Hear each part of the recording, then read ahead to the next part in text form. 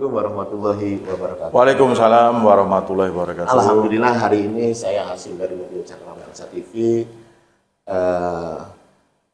ketemu dengan Pak Fajar Indramayu, Pak Haji, Pak Setia di ruangan khusus ini yang dingin.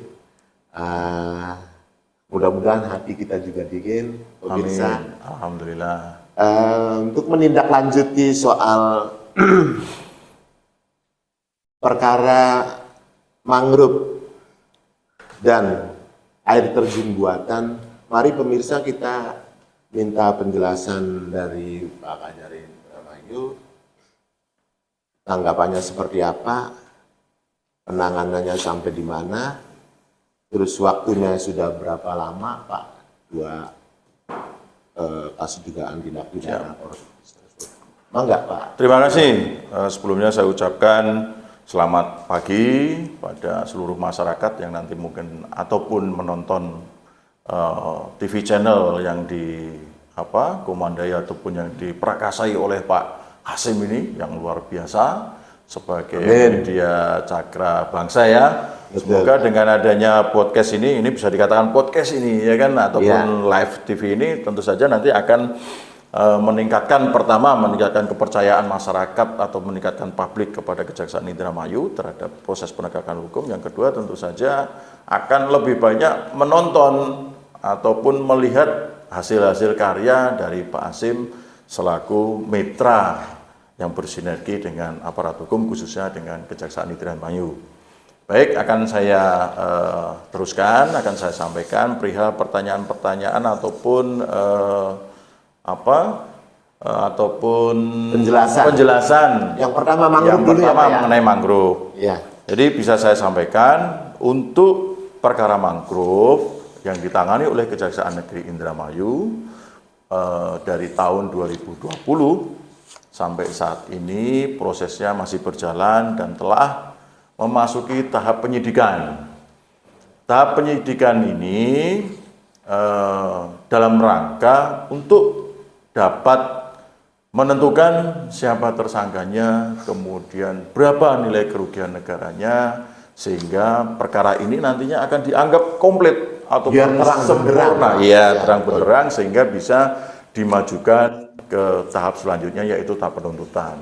Nah, dalam tahap penyidikan ini kami masih menunggu hasil penghitungan kerugian negara yang kami ajukan ke BPK RI Pusat. Kapan tuh Pak pengajuannya? Pengajuan BPK ini kurang lebih hampir setahun ya kalau nggak salah ya. Surat kami yang kami awali mohon supaya dilakukan penghitungan kerugian negara ini sekira di bulan apa? Kalau nggak salah di bulan-bulan pertengahan 2022 surat ini. Nah, kami sudah ajukan surat penghitungan kerugian negara. Namun dari BPK mereka melalui tahapan ataupun ada proses-proses sehingga mereka bisa menentukan ataupun melakukan proses penghitungan kerugian negara. Di antaranya mereka mohon supaya kita melakukan expose, kemudian mereka memohon dokumen-dokumen, dan yang terakhir mereka datang ke Kejaksaan Negeri Indramayu dengan tim yang telah ditunjuk untuk melakukan penghitungan negara dengan melakukan pengambilan keterangan oleh beberapa saksi dan juga melakukan on the spot ataupun survei ke lapangan mengenai pengadaan bibit tersebut. Nah, hingga saat ini kabar yang terakhir kalau tidak salah nanti di bulan Maret ini BPK RI akan melanjutkan proses penghitungan kerugian negara, yaitu masih dalam rangka juga mengambil keterangan dari beberapa saksi yang mereka butuhkan untuk melengkapi hasil penghitungan kerugian negara ataupun proses penghitungan kerugian negara tersebut. Ya. Oke Pak Fajar. Ya. Jadi artinya syarat lain sudah terpenuhi, hanya tinggal nunggu satu aja. Tinggal nunggu satu, karena gini Pak, dalam menentukan kerugian negara itu ada lembaga-lembaga yang memang diamanahkan oleh undang-undang yang berkompeten, diantaranya BPK, BPKP, Inspektorat, kemudian berdasarkan juga hasil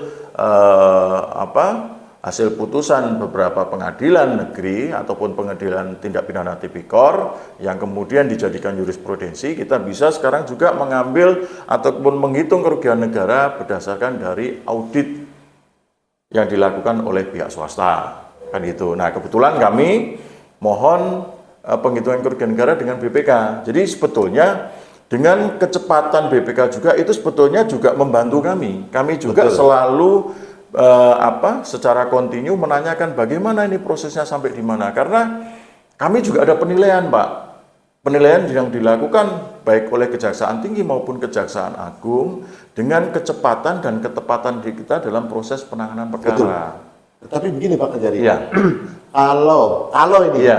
BPK ini tidak mau mengeluarkan Nggih. hasil auditnya, Iya. bagaimana langkah Pak Nah, Kejari ini? Untuk saat ini, ya kan, BPK masih konsisten terus mengambil keterangan, melakukan pemeriksaan. Ini tandanya kalau bagi saya, dia sedang berusaha untuk mencari. Nah, bila mana nanti mereka pada endingnya kemudian membuat kesimpulan, mereka tidak ataupun tidak menemukan kerugian negara, ataupun karena dengan beberapa alasan mereka sehingga tidak bisa melakukan penghitungan yang secara lengkap, kami juga tidak putus asa ataupun tidak hilang jalan, tidak berhenti di situ. Kami bisa melakukan mungkin dengan minta audit eksternal yang tidak menggunakan BPK. Berarti ada solusi lain. Ada solusinya. Wih, mantap. Luar biasa. Gitu. Ya. Ada penghitung pembanding. Itulah ataupun pemirsa untuk sementara ini kan di kasus mangrove, mudah-mudahan pemirsa juga memahami apa yang dipaparkan oleh Pak Kejari. Ya. Nah, yang kedua soal kasus air terjun buatan yang baru-baru yang kali mangrove ini udah cukup ya? Ya, udah cukup ini ya? Oke. Cukup pemirsa. Siap. Semoga memahami apa yang dipaparkan oleh Pak Haji kan, artinya bahwa kasus yang sedang ditangani ini bukan mangkrak. Bukan mangkrak. Tapi berjalan. Masih berjalan. Iya, Pak Haji menunggu hasil audit BPK. Nah, kalaupun BPK juga tidak mau mengeluarkan hasil auditnya, maka ada solusi lain yang tadi dijelaskan oleh Pak Kejari kan. Mohon pihak BPK juga ya serius agar membantu mempermudah proses hukum. Karena proses penegakan hukum ini tidak selesai hanya kita lakukan kita saja, tapi kita harus ada ornamen ataupun instansi lain yang ikut juga mendukung prosesnya, diantaranya ya mereka itu. Nah, yang kedua nih Pak Kejari, kelihatannya yang kedua mah di tahap 5 itu kayak kasus korupsi di air terjun buatan, nilai 14, berapa? Hampir 15 M ya kalau nggak salah. Iya, hampir 15 terkoreksi 14. Iya, jadi itu mungkin 14,7. Ya, pokoknya 15 M lah kan itu. Nah, ini mungkin dalam proses waktu berbeda Pak. Kalau kasus mangrove kan dari tahun 2020 nih. Nah, sekarang nih dari kapan nih mulai proses dilakukan nih Pak soal dugaan korupsi pada air terjun buatan? Kalau untuk air terjun buatan ataupun mangrove tahap kelima tahun 2019 itu prosesnya telah kita umumkan ke publik kemarin. Kita juga mengundang, mohon maaf kemarin mungkin karena kita belum tahu ataupun apa, jadi memang tidak semua kita pada waktu kita publikasi oleh media itu telah kita umumkan peningkatan status dari proses penyelidikan ke proses penyidikan terhadap kasus mangrove itu pada bulan Februari tahun 2023. Dan proses tersebut tentu saja telah kita laporkan juga ke pimpinan karena itu menjadi prestasi juga bagi kita dalam setahun ini bisa melakukan pengungkapan perkara tindak pidana korupsi. Nah, untuk perkara yang tahap 5 pembangunan air terjun saat ini kita sedang melakukan proses penyidikan. Sama dengan yang tadi awal saya sampaikan, kita mau mencari siapa yang harus bertanggung jawab dan berapa nilai kerugian negara yang nanti bisa kita ajukan sebagai kerugian negara yang harus dipenuhi ataupun yang nanti bisa dilanjutkan ke tindak ke proses penuntutan seperti itu. Sudah berapa Pak saksi yang sudah Kalau dipanggil saksi dalam- kurang lebih yang telah kita mintai keterangan dalam proses penyidikan khususnya air terjun ini ada sekitar 15. 15 saksi.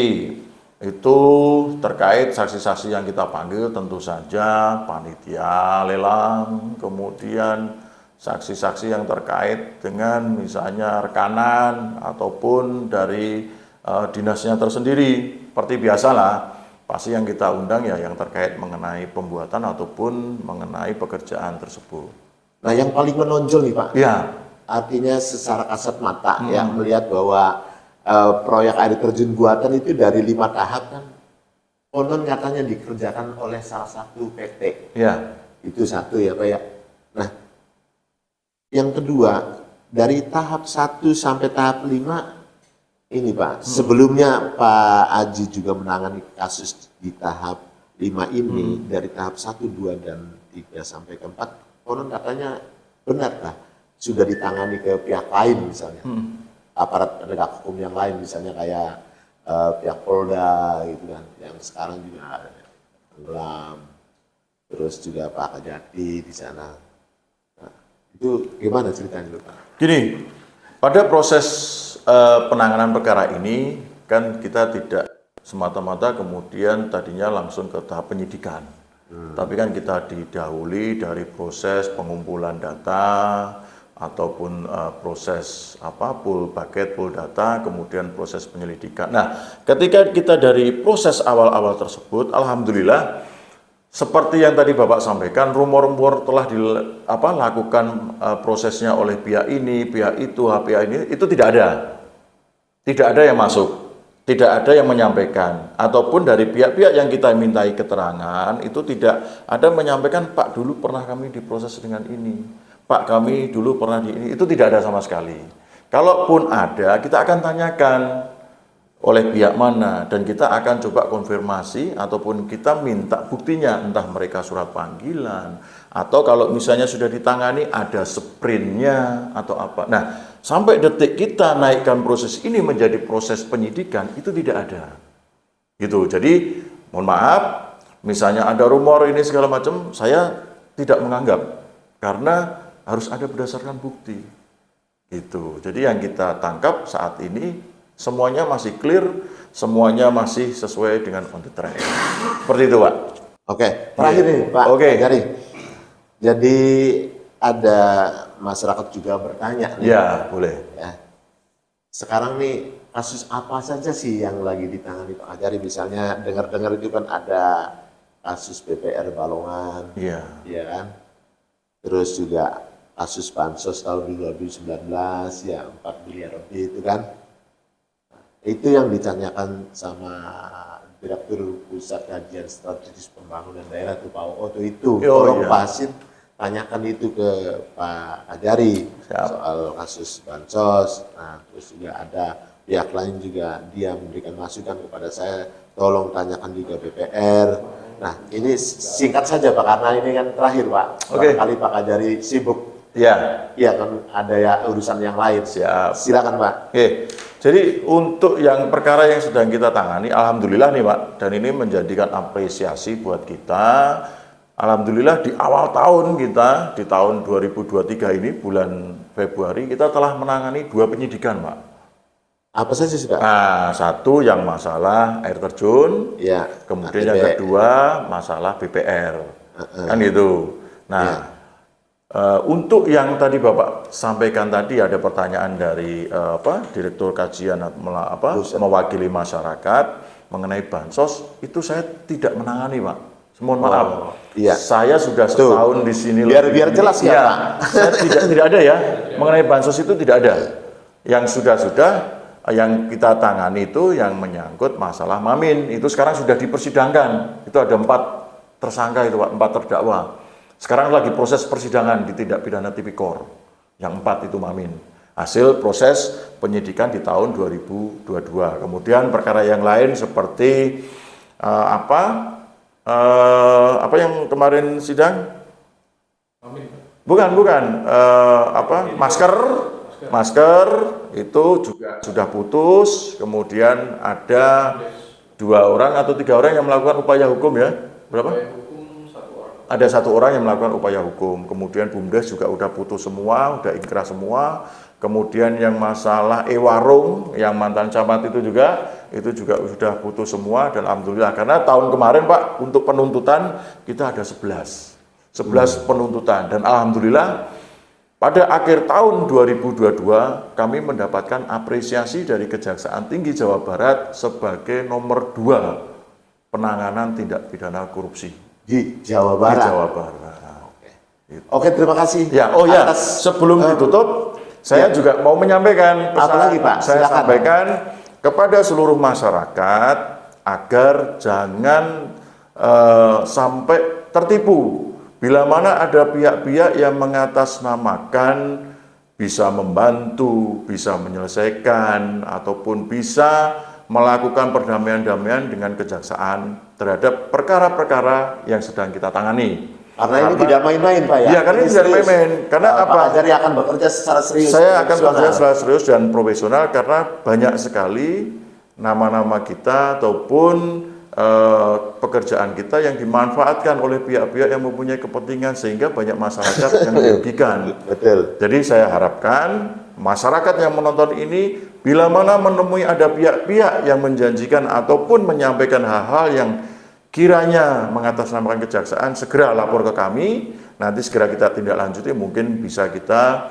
tangkap secara bersama-sama karena itu merupakan bagian daripada perbuatan melawan hukum yang harus ditindak dan tentu saja merugikan dan meruntuhkan kredibilitas kami sebagai penegak hukum. Terima kasih atas waktunya yang diberikan kepada Pak Hasyim, memberikan kesempatan pada kami untuk bisa menyampaikan hal-hal penegakan hukum kepada masyarakat. Ya Pak, sebetulnya saya yang mengucapkan Wah, sudahlah sama-sama. Yang telah memberikan waktu kepada kita agar pemirsa juga tahu penjelasan dari Pak Kajari, semoga sehat dan sukses selalu. Amin. Menjalankan kewajiban. Amin. Terima kasih. Ya, sampai di sini pemirsa kita telah mendapatkan penjelasan dari pihak Kejaksaan Negeri Indramayu, tepatnya di hari Selasa. Tanggal 7 Maret 2023. Iya. Wassalamualaikum warahmatullahi wabarakatuh. Waalaikumsalam warahmatullahi wabarakatuh. Bagus, Pak.